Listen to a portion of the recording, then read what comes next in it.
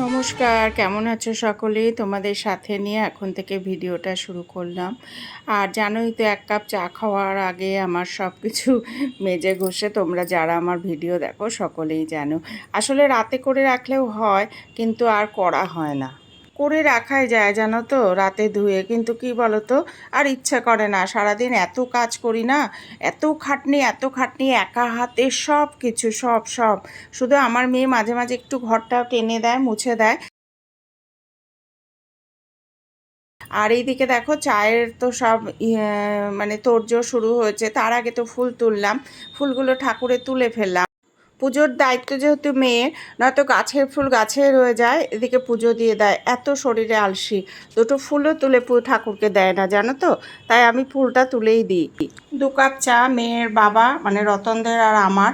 আর মেয়ে কি বলো তো, বাড়িতে দুধ চা দিলে তবে খায়, আমি সকালে রচা ছাড়া খাই না। আমি সকাল না, আমি সবসময় রচাটাই ভালোবাসি, কেন রচাটাই খাওয়াটা ভালো।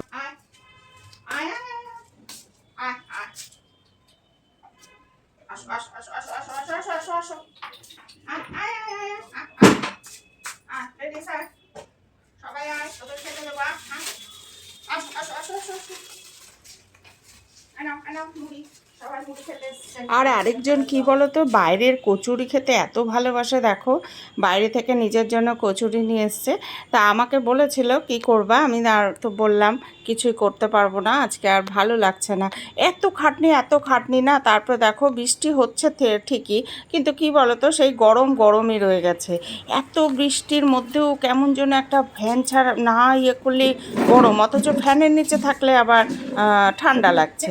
তা মেয়েকে বললাম, তুই একটা কচুরি তোর থেকে দে, ওটা খেয়ে আমার হয়ে যাবে। একটা সময় কচুরি এত প্রিয় ছিল, বাড়িতে কেউ আসলে তাকেও দিতাম সকালে ব্রেকফাস্টে, আবার নিজেরাও খেতাম। কিন্তু দেখো, বয়সের সাথে সাথেই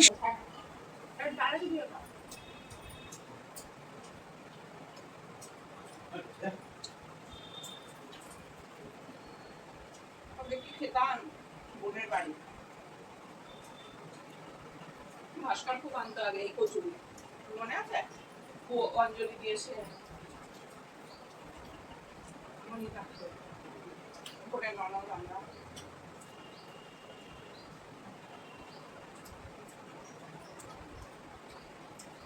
এখন খেতে চায় না, বয়সের সাথে সাথে সব কিছু। একটা কচুরি নিলাম, কিন্তু কি বলতো, আমি ভেবেছিলাম চা দিয়ে খাবো, কিন্তু একদম ভালো লাগছে না। তাই ডালটা একটু ডুবিয়ে খেলাম। খেয়ে আবার ছুটতে হবে কাজে, আর কাজ থাকলে চিন্তা হয়। দেখো, কাজ পড়ে আছে আর আমি বসে বসে মোবাইল ঘেটেই চলেছি। ইচ্ছেই করছে না আজকে, কেন যেন মাঝে মাঝে দেখবে এরকম হয়, ইচ্ছে করে না, তাই না, কাজ করতে। আজকে আমারও সেই দিন এসেছে, মনে হচ্ছে কিচ্ছু ইচ্ছে হচ্ছে না, ঘর দূর তল হয়ে আছে। আজকে এমনি একটু দেরিতে উঠেছি। আর বন্ধুরা, এইদিকে দেখো, বোনটারও শরীর ভালো না শুনছি, কিন্তু কি বলতো, রোজ দিন বৃষ্টি বৃষ্টি বৃষ্টি, বেরোনো আর হয় না। আর আর 3-4 দিন হলেও মাথায় কোনো শ্যাম্পু করি না, কিচ্ছু করি না। আর দেখো, এই বেড়ালের বাচ্চা দুটো হলেও ওর মা নিয়ে আসে, নিয়ে যায়। এবার দেখো, আমি যেহেতু এখানে বসে বসে তোমাদের সঙ্গে কথা বলছো, কি বুঝলো জানি না, লাফিয়ে দেখো খাটে উঠে বসলো। এই দেখো, একটু বৃষ্টি কখনো রোদ, আর শুধু ক্লাউডি ওয়েদার, একদমই ভালো লাগছে না। আর আমার জানো তো, এই ক্যামেরাটা না খুব মানে কেমন যেন আবছা আবছা আসছে। 12টা 15 অলরেডি বেজে গেছে, কিচ্ছু কাজ হয়নি, আমি কিন্তু বসেই আছি। ইচ্ছেই করছে না। আগে ভালোবাসতাম না জানো তো, এই এখন ভালোবাসছো না মাটা আমার। চলো তো সোনা মা, চলো চলো, একটু দেখবে আমাকে ডাকতেও হবে না, আমি যদি বাগানে যাই না, ও আমার আগে ছুটবে। চলো তো দেখি কোথায় আমরা যাই। ওর মা জানো তো, বাইরে থেকে না ওদের নিয়ে এসছে।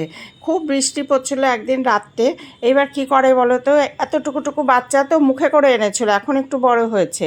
এবার মায়েতে নিয়ে যায়, যে রোদটা ওঠে মায়েতে সকালবেলায় নিয়ে যাবে, আবার 2 দিন বাইরে রাখবে, আবার মা ডেকে যেই বৃষ্টি শুরু হয় টানা, আবার মা ডেকে বাড়িতে নিয়ে চলে আসে। আমার মনে হয় সেইভাবে আশ্রয়টা পায় না, তাই জন্যই চলে আসে। আর এরা একটু জংলা তো, চলে যাবে। আর এইদিকে দেখো, কিছু ফুল তখন তুলেছিলাম, আর কিছু ফুল এখনও গাছে রয়ে গেছে, তাই সেগুলোই তুলছি। কেননা ফুলটা পুরো তুলে না নিলে ভালোও লাগে না। বাড়িতে যাদের এত ফুল, তুলসী পাতা, বেল পাতা, আর সব দেখো ওই 3টে কিনে নিয়ে আসে। অবশ্য আজকে বৃহস্পতিবার, ওনার আবার কলা না হলে লাগছে না গরমের মধ্যে। বেলপাতা এনেছি। গাছের বেলপাতা আর কি না, ও মরার বাড়ি থেকে তোলা আনা বেলপাতা, ওটা তো কি সুন্দর হচ্ছে। আজকে সব ফুলই তুলে দেবো মোটামুটি। আর ফুল নেই? আরে ওই যে হলুদ ফুল দি, ওই যে একটা হলুদ ফুল ওই সামনে, ওটা মোটা আছে। তাড়াতাড়ি তাড়াতাড়ি। দেখো মা মেয়ে কত কালেকশন করলাম, বললাম না আমার বাড়িতে এই দুটো দেখো দুষ্টুমি, দাঁড়াও দেখায় চলো। এই দেখো দেখো দেখো, ওই যে দিদি গেল ছুটলো, ও দিদি গেল না ছুটলো, এমনি করেই ওরা দুষ্টুমি করে গো। একঘেয়েমো কাজ করতে করতে সত্যি মাঝে মাঝে মনে হয় একটু রেস্ট যদি পেতাম, না গো সেটা ভাগ্যে নেই, সেই ভাগ্যটা করে আসেনি। বাবা মার কাছে যে ভাগ্যটা করেছিলাম এমনি কষ্ট করিনি, কিন্তু এই বাড়িতে আসার পর দেখলাম সেই ভাগ্যটা করে আসেনি। আর এদিকে ডিভানটা একটু খুলেছিলাম, ওর ভেতরে অনেক কিছু যেমনি বালিশের ওষার টোষার ছিল সেগুলো বের করলাম।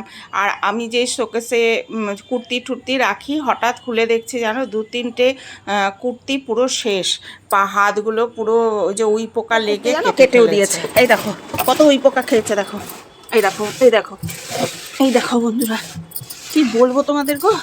এই দেখো এই দেখো উই পোকা সব মাটি বের করলাম শোকেসের ভেতরে, তাহলে কি কাপড় রাখবো বলো তো, তোমরাই বলো। এই দেখো আর দুটো কুর্তি জানো ছিঁড়ে দিয়েছে, এই দেখো দেখাই দাঁড়ো শীতের, আমি তো খেয়াল করিনি ওখানে আমার সব কুর্তি ছুট্টি থাকে। এই দেখো ইয়ে করে দিয়েছে, এই যে এটা আর পরাই যাবে না বাইরে, ফুটো তো এই দেখো, এই যে তোমরা দেখতে পাচ্ছ নাও বোধ হয়, এই দেখো পুরো ফুটো, এই যে এই দেখো এই দেখো দেখেছো, কি বলতে গেলে আসলে বোন দিয়েছে সেইগুলো এখন পরি বেশিরভাগ। আর এইদিকে দেখো এগুলো সব গোছালাম, এগুলো গোছাতে হবে, শোকেসটা গোছানোই হয় না গো। আজকে শোকেসের কুর্তিগুলো সব পরিষ্কার করতে বসলাম, আর এর মধ্যে বেশিরভাগ কুর্তি আমার বোনের দেয়া, আর আমার হয়তো 2-3টে কেনা, একটা বোধহয় একটা দুটো কেনা, আর আমার মেয়েরও দেয়া এখানে আছে। এমনি করেই আমার কুর্তির কালেকশান আমার বোনই বেশিরভাগটা এখন দেয়। বোনের এই প্যান্ট লেগিংসটাও বোনের, মানে বেশিরভাগই বোনের, বললাম না আমি খুব কমই কিনি এইসব, আমার শাড়ির নেশা, আমি শাড়ি ভালোবাসি, শাড়িটাই কিনি বন্ধুরা। আর এইদিকে দেখো আলমারি গোছানো তোমাদের সঙ্গে গল্প করতে করতে আমার কমপ্লিট হয়ে গেল, মানে শোকেসটা। আর এই শোকেসে বোধহয় কিছু রাখা যাবে না, আর এই পলা দুটো মাকে দিয়ে দেব হাতে পরার জন্য, মা না সোনার চুড়ি ব্রোঞ্জ লাগানো পরতেই পারে না।